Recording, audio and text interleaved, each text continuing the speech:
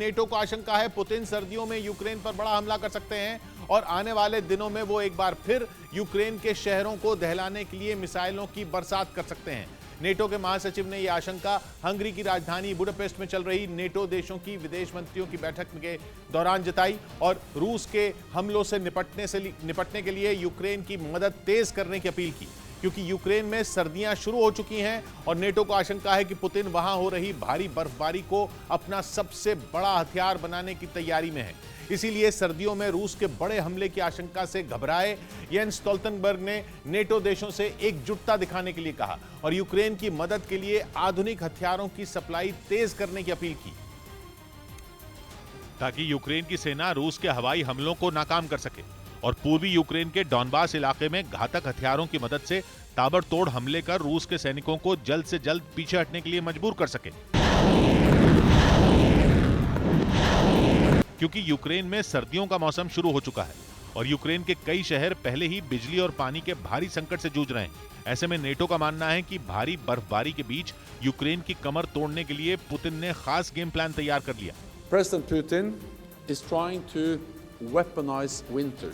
और नेटो की यह आशंका जायज भी है, क्योंकि यूक्रेन में कई मोर्चों पर रूसी सेना की हार से बौखलाए पुतिन ने पिछले दिनों यूक्रेन पर ड्रोन और मिसाइलों की बरसात कर दी थी।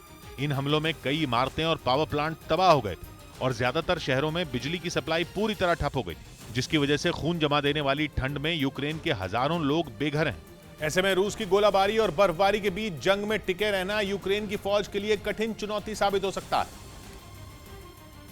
इसीलिए नेटो को आशंका है कि पुतिन यूक्रेन की इसी चुनौती को अपना सबसे बड़ा हथियार बना सकते हैं और जेलेंस्की की फौज को घुटनों पर लाने के लिए आने वाले दिनों में उनकी ओर से हवाई हमलों का सिलसिला तेज हो सकता है,